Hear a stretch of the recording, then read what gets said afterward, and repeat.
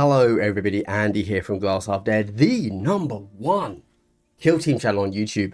Unless of course you're aware of how anybody ever ranks like a channel. Oh, whoops, ignore what I just said, thank you. So today we have updates, which I did not expect to see coming today.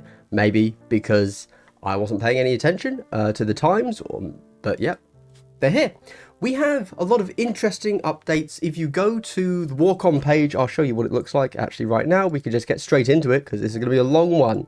When I say this is going to be a long one, what I of course mean is that if you want a podcast to listen to as you're doing some hobby or you're doing whatever it is, this is the video for you. I am going to be doing kind of a condensed version tomorrow, Friday, whatever, so that those that just want the highlights, the main points, can go ahead and watch that instead. If you want that shorter video, I'll see you then. Thank you very much. For now, everybody that's here for the long haul, you will see that every team has been updated. We've also had an update to the light rules, which is cray cray, and the core rules. So we're going to go through all of that. First things first. Although every team has been updated, they haven't actually all been updated. What they've made for a change is that they've changed the layout of every single card, so it's much more printable. So if you want to go to your app or the PDF and just print it straight off, you can do that now, and you don't have to edit anything. It just works. They have been doing that for the last few, what are they called? Like just mission teams for a while now, but now they've gone back, retroactively made all of the teams printable easily for you. With that said though, they've made a few core changes that have made them have to go through and change like 3 words throughout the whole of, multiple teams for no other reason.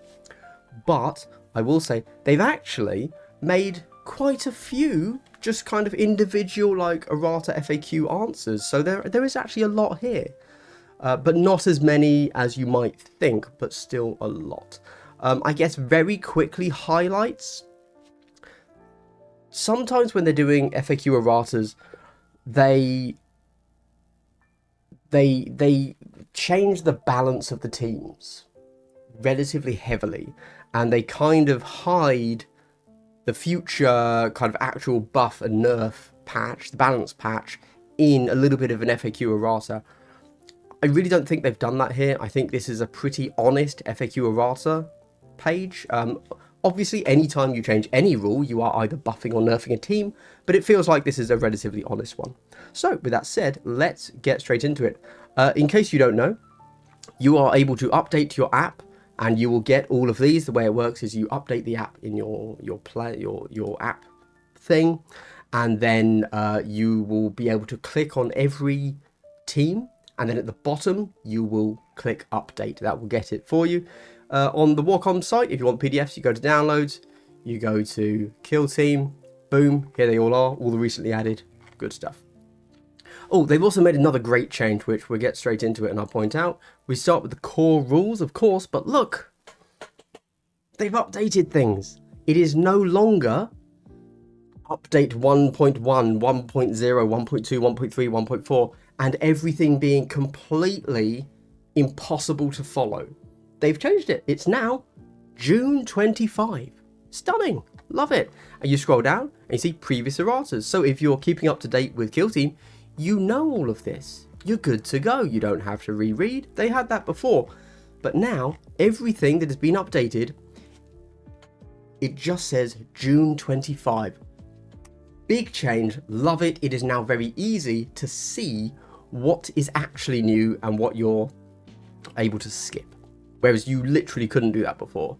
They tried. They missed. They've corrected. I like a good course correction. Top-notch stuff.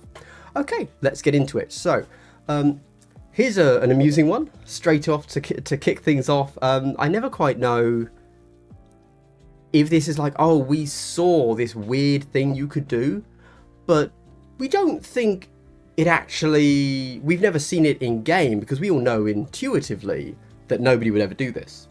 Or did somebody in a tournament that a kill team playtester or dev was at say, I'm doing this, and then that person say, oh no, I can't argue against him because Raw, he's correct. I've got to change it. So anyway, when you're performing a door fight on Vulcus specifically, and on the what's it called?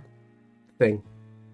The one of the ruins, I can't remember. So in the select enemy operative step, instead select an enemy operative on the kill zone floor and within 2 inches, and on the other side of a door the active operative is touching. So the added text there is on the kill zone floor. That's right. Some people, presumably on the strongholds, were arguing, and they were arguing correctly, to be clear, that you would be able to attack somebody above the door. Because yeah, you would be able to, because they're within 2 inches of what makes up the door. So they fixed that. Good. Love to see it. We then have a change to torrent. Now, spoiler, I haven't memorized the light rule set, but this is going to be the thing that changes the light rules. A change to the weapon rule of torrent. I don't think they would have changed anything else. Either way, they, correctly, have not actually notified the change in the light rules, but it would have to be torrent. So basically, presumably there was a way with torrent to shoot somebody with the way it was worded within range of a friendly operative. Now they're just saying you can't, but not within control range of friendly operatives. I don't know if I've ever played it where you can flame someone in melee this way, but I think this is a good clarification, because 100% this is something people would play, because you can rationalize that no, torrent is supposed to be able to hit people in melee. So cool, I like to see it. We then get an update to terrain and movement jumping. Now, jumping has been a constant source of rules arguments, and I think that casual players versus competitive players play this rule incredibly differently. And so I hope that what they've changed here will fix that. Let's have a read. I'm going to read the whole thing, and just be aware that this is how the jumping rule now works. Operatives can jump from vantage terrain higher than 2 inches from the kill zone floor when they move off it. You can move them up to 4 inches horizontally from the edge when they jump, done like any other move except in one straight line increment. The operative must then drop or climb from here. When jumping from a terrain feature, if there is a rampart at the edge you would jump from, you must climb it first before doing so, but still jump from the level of the vantage terrain. When jumping to a terrain feature, you can ignore its height difference of 1 inch or less, including its rampart, if any. Okay, so the big change here... Oh, is it? So yeah, so the big change here is operatives can jump from vantage terrain. They added the word vantage. Higher than 2 inches for the kill zone floor when they move off it. I would now take this to mean that you cannot jump from a piece of terrain that is not itself a vantage terrain. That clears up all of the jumping shenanigans, in my opinion. You had a lot of rules where it was like, oh, well, if I climb this, small barricade, can I then jump off of the barricade to jump over a mine, for example, something like that, which is on the other side of a barricade? Now, well, the barricade is not itself a piece of vantage terrain. Some people would say, can I climb halfway up the ladder and then jump off that ladder? It's like, that's not vantage terrain. Cool. So just that single word changes quite significantly the rules arguments that are going to come from jumping. So I like it. There you go. And then just a little bit of an update on how a rampart works there. I like this as well, because you could be on a piece of vantage terrain and you want to jump off it. And of course, the piece of vantage terrain is 3 inches from the floor, but then that rampart is going to be 1 inch, a little bit over an inch maybe. And suddenly that's over 4 inches from the ground. So you then can't jump off it because you can only ever jump 4 inches. Cool. Great. I like this rule change. Drop a comment. Let me know if they've still left something out, because honestly, this is one of the rules that really started to turn me off from the wider kill team community and how much they argue stuff for literally no benefit. Honestly, yeah, people were getting real weird with how you can jump, and yeah, it really turned me off the kill team community a little bit, because it's just, You know, rules are supposed to be written so that they are allowing you to do things, and if rules are not written in a way that they allow you to do things or make it very clear that you can't, they probably aren't good rules. And clearly Kill Team's trying, but man, the community just... Not everyone in the community, sorry, just specific tiers of players who want to play at the absolute top and therefore need to really know the ins and outs of every single rule that could be exploited. Jumping came up a lot, and it was honestly pretty weird, if I'm honest. So I'm glad that this gets tightened up into more of a rule that cannot be twisted. That's good. So we then get the rules commentary. If my operative is on vantage terrain and shooting with a weapon with the Seek Light weapon rule against an operative in cover from light terrain, can I elect to only use the Seek weapon rule, denying the improved cover saves from the vantage terrain rule? Answer, yes. This makes total logical sense. It's good that they clarified it, but anybody not playing it this way would have been a weird one. Again, these are just clarifications, so that's fine. In the third effect of vantage terrain, for the purposes of obscured, what does heavy terrain connected to a vantage terrain mean? Connected here refers to any part of the same terrain feature. So I don't quite know what that was answering there, but this is how anybody would have read heavy terrain. But I suspect this would be in relation to the stronghold, which of course is going to have 4 sides of heavy terrain, and they're just asking here, well, I'm within an inch of this piece of heavy, but they're all the way over here, they're shooting through another piece that I'm actually not obscured from, blah blah blah. Cool. We then get, does the additional movement cost to climb or move through accessible terrain features count towards distance restrictions of rules? Answer, yes. This is a good one. So the lumbering death rule for Plague Marines very roughly means that you can move 3 inches. Now it's saying that if you move through an accessible piece of terrain, you are spending one of those 3 inches to go through the accessible. So your effective move is 2 inches then. This is a good clarification. This does come up relatively often. I think that we can quite, you know, I remember, I can't remember what it was exactly they worded in one of the last FAQs, but there was a question of, they were limiting, in a counteract move, can you only ever move 2 inches? But then some were arguing, well, can I move the whole of my reposition move of 6 or 7, whatever? But as long as I end the move within 2 inches, is that what they mean? No. You get essentially a cost of 2 inches or 3 inches, whatever it is, and it costs you part of that movement total that you have. It's not like the scouting move at the start where you get the cost of your entire move, 5, 6, 7 inches, but you are limited to stopping within 3 inches. No. Good. Does the additional movement cost to move through accessible... Is that not what I just read? Does the additional movement cost to move through accessible terrain features count towards the maximum of 2 inches? So I just said what I said. Let's see if they back that up, because I had not read this one. Max of 2 inches, an operative can move during a counteract. Yes, note that this means operatives cannot normally move through accessible terrain during a counteraction. Okay, so that backs up what I just said. Good. When does the player keep the initiative? Until the winner of the roll-off decides who has initiative in the next initiative step.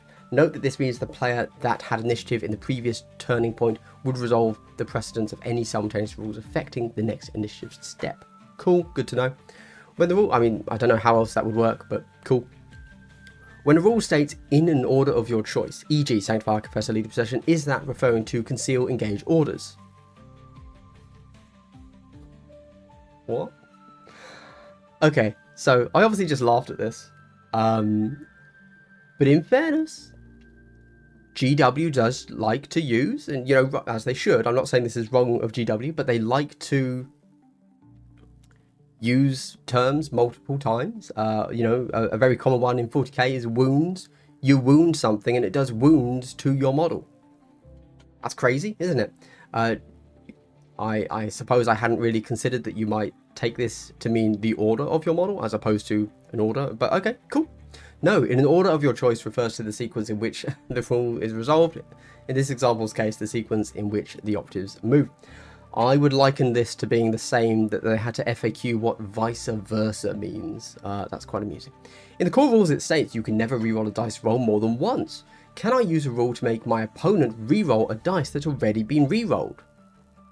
No. Cool. that was an easy one, but a good clarification. I mean, is it? Is it a good clarification? Because it's very clear. You know, this is the beauty of FAQ erratas. You can answer silly questions because, in fairness, much like with the jumping rule, which I thought was a good clarification, some people are going to think this is a good clarification. Even though a lot of Kill Team is, it says here, this thing. And if you cross-reference it with 5 other rules, we know 100% that that thing can or cannot be done. But if you miss the cross-referencing of those other rules, there is no way to figure out if that thing can or cannot be done. So I actually say the more the better, good to see. Okay, which takes us over to the Vespid Stingwings. They've had a single piece of rules commentary, and it's, if there are no enemy optives within 8 inches of a friendly Vespid Stingwing operative, do I need to spend a communion point to target an enemy operative with more than 8 inches from it? Answer, yes. So, in case you don't know, the way their communion points are worded, it says that if there is no enemy model within 8 inches of a model, and you can take that to mean that if there is no enemy within 8 inches, then you lose your 8-inch restriction without spending a communion point. This is a good thing to clarify, because I'll tell you this, I would not want to have that argument about Raw in the middle of a tournament when my opponent's saying, no, you've got to spend a communion point. Now, I've never ever been communion point starved, but that's fine. High-tech circle. So, everybody's favourite dead metal boys, right? I've got a lot to say about them, but let's see what the changes are. We've had an errata and a rules commentary. So, the Chronomancer, the Psychomancer, and Technomancer operatives, interstitial command action. They now require visibility when they're commanding the Despotech. Or, sorry, whoever they're interstitial commanding. Cool. This makes sense. Good that they need visibility. This is a very minor nerf. I don't think it'll change much. Cool. Rules commentary. Can an operative on guard interrupt and perform a point-blank shot against an enemy operative within control range of another friendly operative using the Magnify weapon rule? Answer, no. Again, this would have made sense. This is how I would have played it. But, again, hey, good clarification. Nice stuff, which takes us over to Blades of Cain. Now, Vespid and Blades of Cain and Names of Death are like the 3 teams I actually know, so we've got a fun one. So, Striking Scorpion, Aspect Technique, Strike and Fade. Use this Aspect Technique when a friendly Striking Scorpion operative incapacitates an enemy operative while fighting or retaliating and is no longer within 3 inches of enemy operatives. Unfortunately, yes, we're going to see it a little bit more.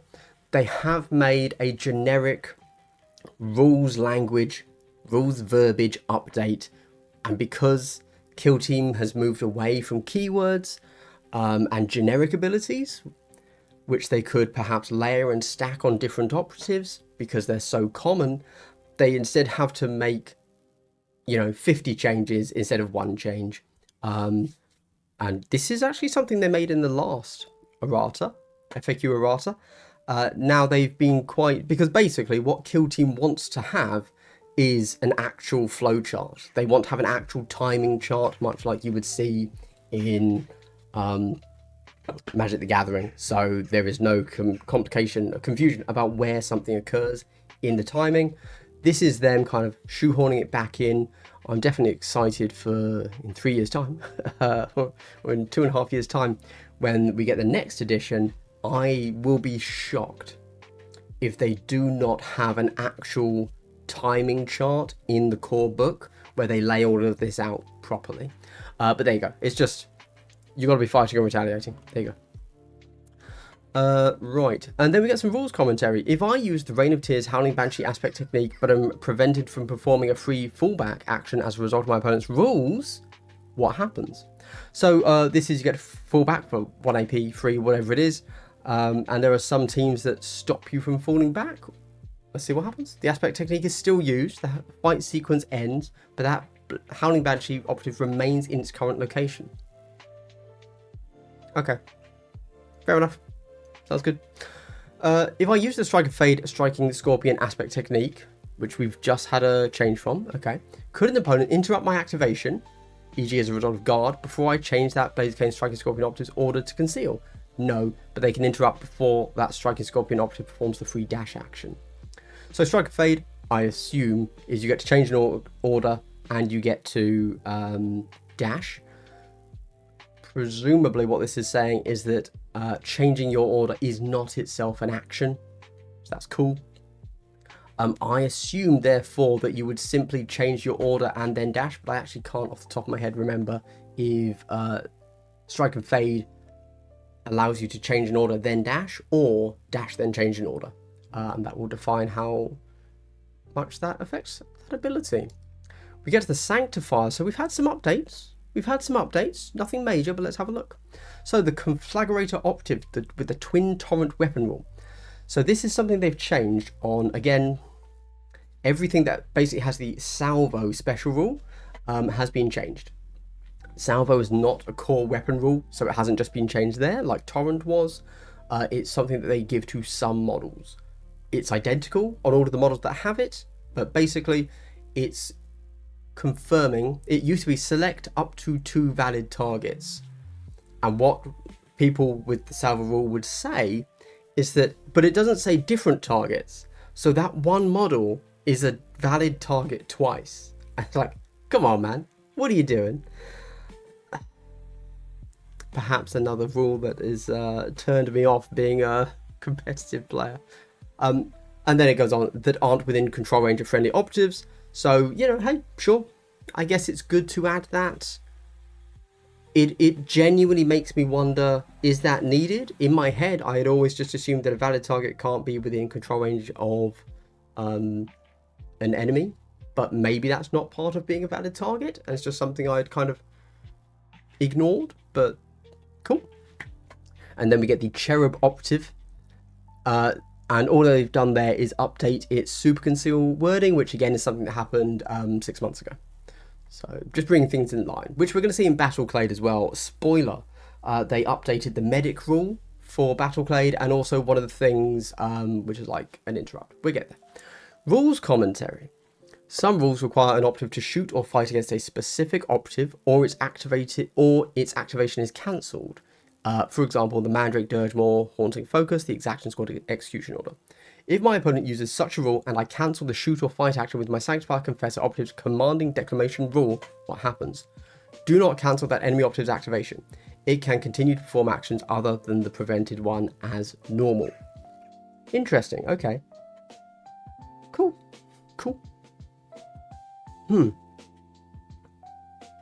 So just thinking about this, the commanding declamation, I'm going to assume means, hey, stop that action.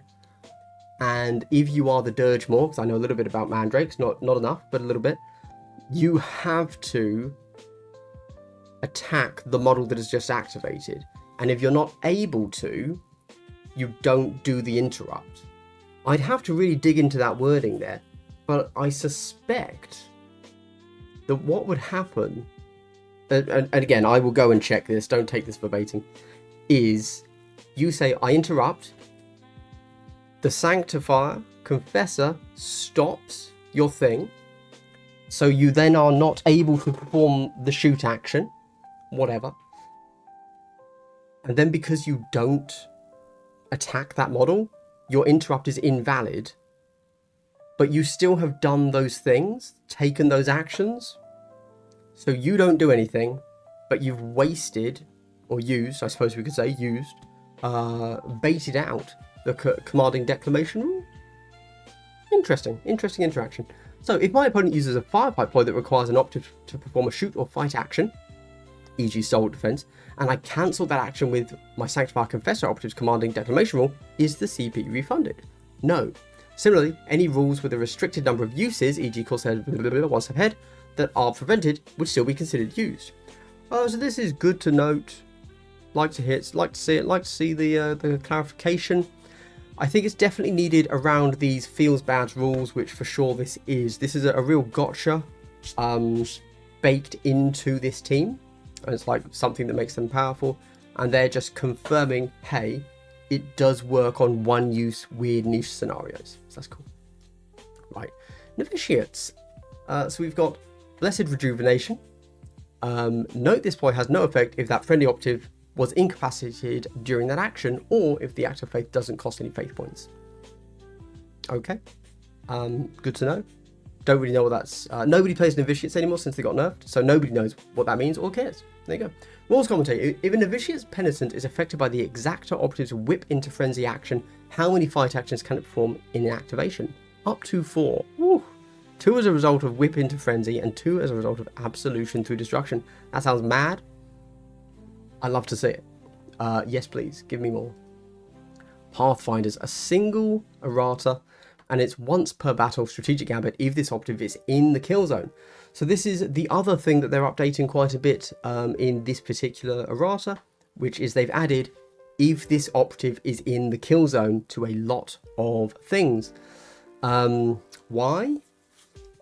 Because if a model is not in the kill zone, you then have to argue. So that doesn't mean it's dead. It's just a question of, is it in the kill zone? And if it's not in the kill zone, does it exist? I suspect this will be needed mainly for teams that can actively remove their models from the kill zone. For example, Tempestus Aquilons and Raveners. Here's a question for you. The prime on the Raveners. You know, every turning point as a strategic gambit, it can, roll a dice and potentially gain a CP, command point. Does it need to be in the kill zone to perform that strategic gambit? I think they are going to update it to be that yes, it has to be in the kill zone. So if it's in the tunnel, it's not in the kill zone. We'll find out when we get there, but I think that's the change they're going to make. Which would, in fairness, then make the 2 models that you keep on the board at the beginning of the game also keep on the boards, because that's then going to be the prime, so that you can get your CP, command point, and it's going to be the Venom Spitter, so that you got your long range up and ready to go. Okay, the Wrecker Crew. Now, I haven't read it yet. I have read it, but let's imagine I haven't. All that Wrecker Crew needs is when they're on Gallowfall and need to open doors, they get extra AP, or they don't have to spend an AP to open a door. Or maybe a fighter, right? You know, they have the fighter can break stuff, right? Maybe a fighter doesn't have to spend AP to open a door. That would be thematic, and it would fix their problem on Into the Dark. All right, let's see what they get. Oh, right. They've just changed the salvo rule on the boss knob with 2 pistols. Cool. Great. Okay. Let's read the rules commentary. If a Wrecker Crew bomb squig is incapacitated during a door fight or hatchway fight action, is the other operative in that action a secondary target for a shoot action caused by the boom rule, not as a result of the door fight or hatchway fight rules. Note that the kaboom firefight ploy may cause that other operative to become a valid target during some hatchway fight actions. So, this is interesting. There are some, very few models. I think it's a Felgor has the ability. Corsairs have the ability. I think the Duelist and bombs. So both the Wrecker Crew and the what's it called? The Commandos. They are able to shoot in melee. And you might think that when you're fighting through a door, because you're door fighting, well, that means I can shoot through the door as well. It actually doesn't, due to a incredibly bizarre, and in my opinion, wrong version of the flowchart for how melee versus how combat works.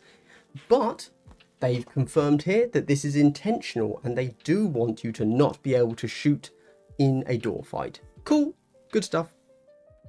If a Wrecker Crew Crusher operative using its Smash weapon rule moves an enemy operative, and during that move a marker that would end its action is within that enemy operative's control range, e.g.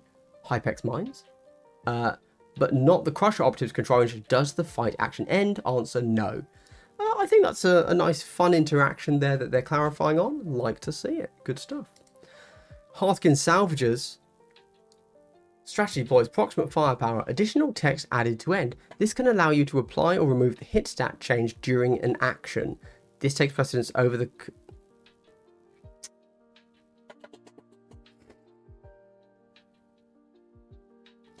Man,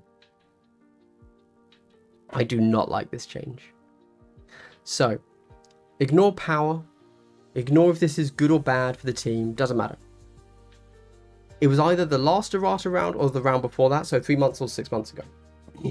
GW very, very clearly went through all of their rules and said, like, there's only one way to read it. They wanted to put in a timing structure into all of their into the core of their game, but they couldn't do that, and so they had to go through and change lots and lots of individual rules.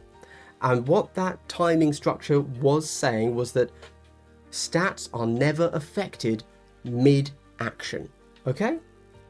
They changed their entire rule set to include that, and then they've done this, which says, oh, ignore that.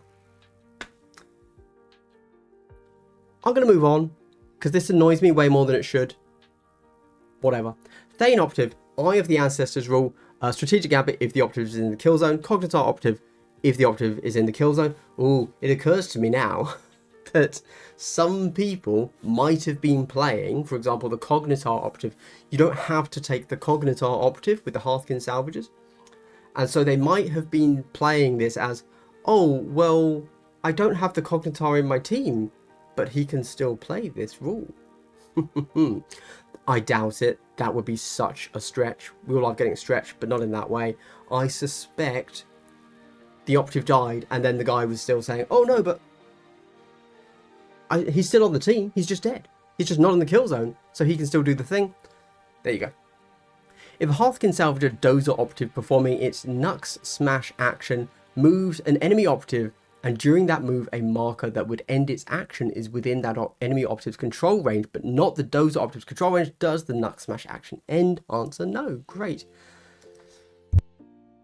Before we read Mandrakes, a team I vaguely am aware of, hey, I have affiliate links and stuff. If you're this far in, you already know. There's no way this is your first time watching me and you didn't know I had affiliate links. Check out the pinned comment. Check out the description of this video and every video I ever do, to clarify. I have a bunch of equipment that I like to use when I play the game, and I also have like just affiliate links to in the UK, Element Games and Whaling Games, and in the US, War Game Portal. Check those out if you're ever buying Warhammer, because it costs you nothing extra and I get a little kickback. It's a really good way to support me. I also, of course, have a Patreon where, if you like me and having a good ramble about often Kill Team, but just other things in general, you can support me there and you'll get those. And let's have a quick Hydratus Dominatus, because this is going on a while.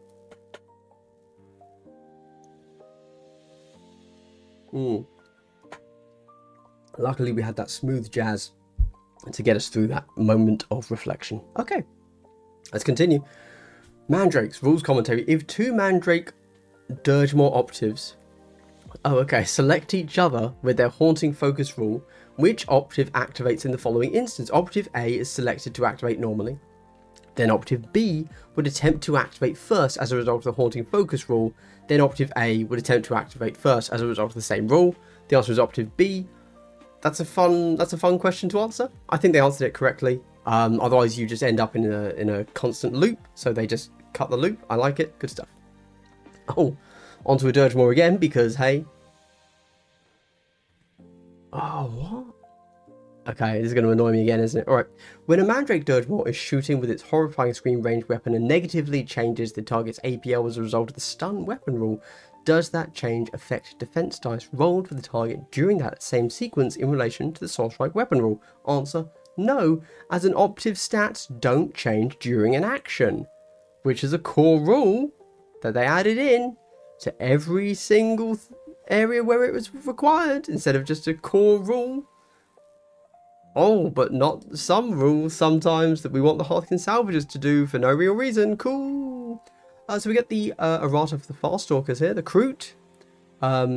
So the Kill Broker operative called the Kill Rule, Strategic Gambit if the operative is in the kill zone. Pistolier operative is just salvo rule change, so they can't be within control range of enemy operatives. We then get the Harkin Jaeger, has to be in the kill zone. Good stuff. If your Thane has to be in the kill zone. Yeah, cool. We get the battle clade. So as I mentioned, they've updated the medic rule to be in line with other medic rules. And they've got this one here. Oh, again, this is the bodyguard change, which again was a core change that they had to update among every single instance of the rule, as opposed to it being a keyword. Yep, there you go. But they have a rules commentary.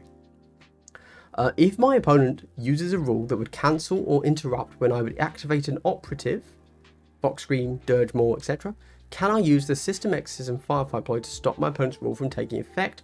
Answer yes. System Exorcism can be used anywhere within the would activate rule resolution order, including before interrupt effects or after Firefight ploys, taking precedence over such rules, and the player with the initiative deciding. Cool.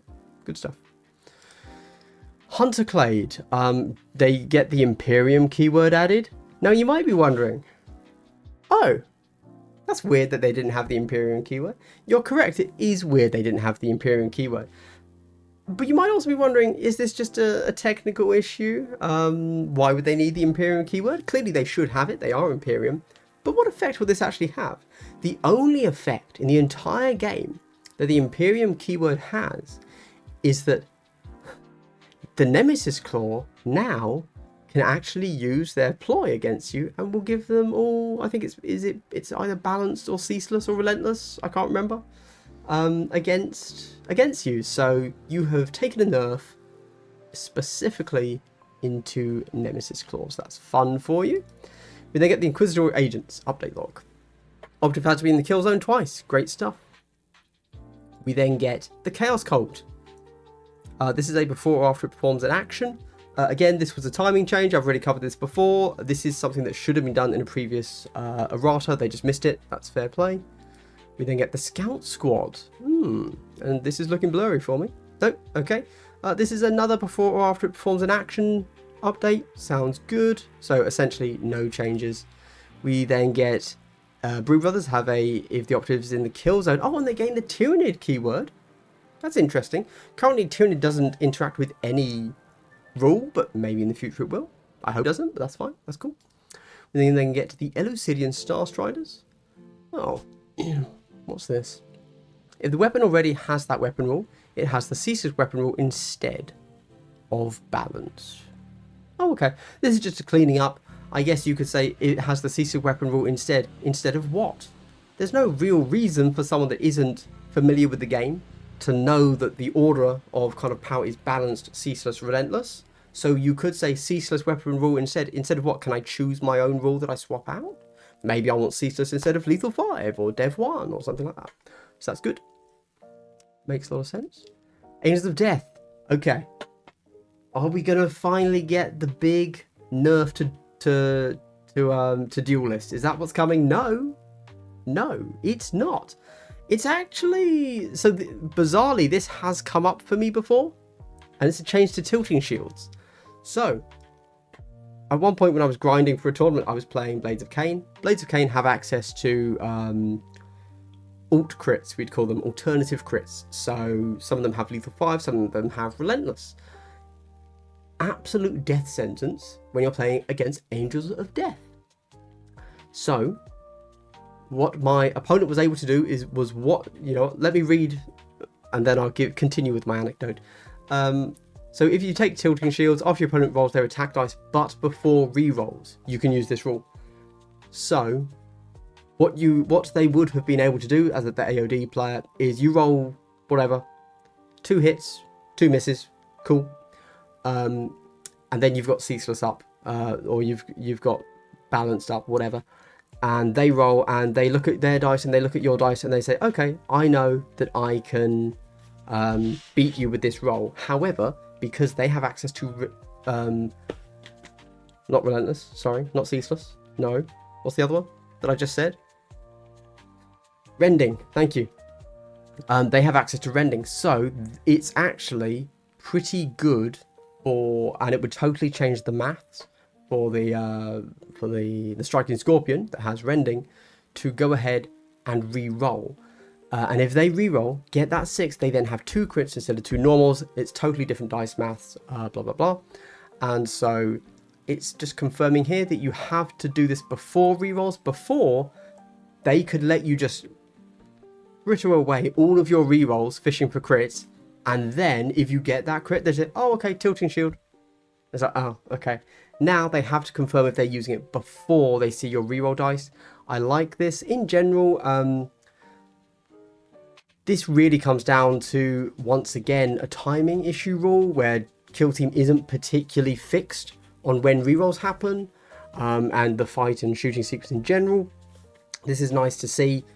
I don't imagine they're going to extend this out to other areas of the fight sequence much, and that's because not many things actually end up being absolutely critical. When does the reroll happen, and when does this ability get decided?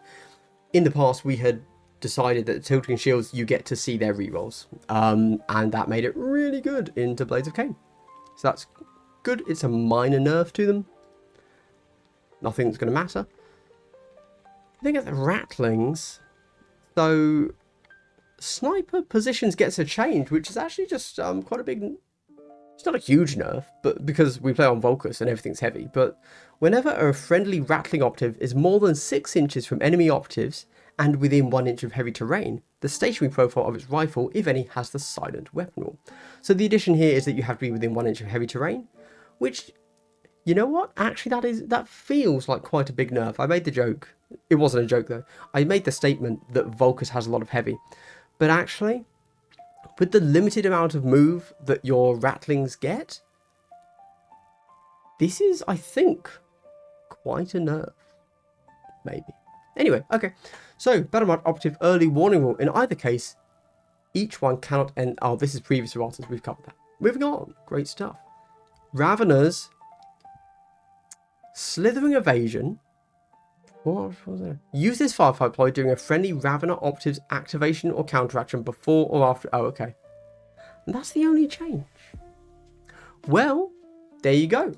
For some reason, this is the only change they made. They did not make the change that I predicted they might, because it would have sat in line with every other change they made this. But who requires consistency, obviously? I thought that they were going to put the prime to have to be in the kill zone to get their CP reroll buff. Okay, Hand of the Archon. A team I know almost nothing about, so let's see. Once per activation or counteraction. Oh, okay, that's new. Let's read it. Power from Pain. You cannot use more than 1 invigoration per activation or counteraction, except stimulated senses, which can be used once per activation or counteraction in addition to another invigoration. Okay, I don't know what that means. Cool, that's fine. Or I don't know how that would change it. Once per activation or counteraction in addition to another invigoration. Fine, whatever. It's a boring team. And then Gambit Step. Actually, right, if the operative is in the kill zone, you pass the first opportunity, you gain 1 CP. Okay, so I have played into Hand of the Archon once, and I do feel like when I killed his leader, he stopped using that ability, but maybe he didn't. So that's cool. That's good. Good update. Right, Commandos. Is this... Yep, this is the Bomb Squig rule from Wreck Recruit. No need to read that again. Good stuff. Although, interestingly, in this one, they just say no. They don't put the additional reasoning. That's interesting. Okay. Almost there, everybody. Tempestus Aquilons. It's the salvo change for the guy the Pistolier. Okay. Goremongers is the timing change of before or after it performs an action.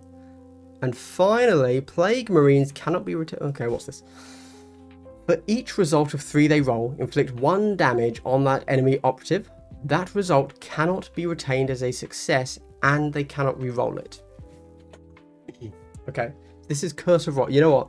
Because of the final thing, let's go and find out what the hell this actually is. Right? Because I've got it right here. Curse of Rot. So, Curse of Rot is, so it says, let's read it. Use this firefight ploy. This is now me reading just what Curse of Rot is currently. Use this firefight ploy when a friendly Plague Marine operative is fighting against or shooting against an enemy operative within 3 inches of it, or within 7 if that enemy operative has one of your poison tokens. After your opponent rolls their attack or defense dice, For each result of 3 they roll, inflict 1 damage on that enemy operative.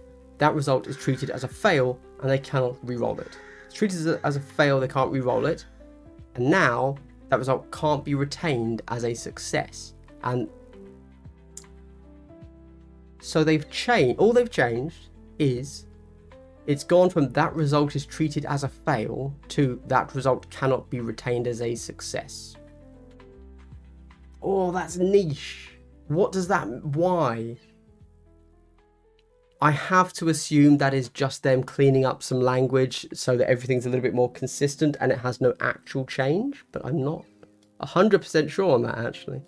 Okay, well, you know what, everybody? That brings us to the end of this video, because I've read through everything. I've read through every single change. Hopefully you found that helpful. I certainly did, because there was no way I was going to read through all of that without doing it for content. So thank you very much. It's been a mere quick, easy breezy 45 minutes. So maybe this doesn't even need like a top hits, big changes, but maybe it does. I don't know.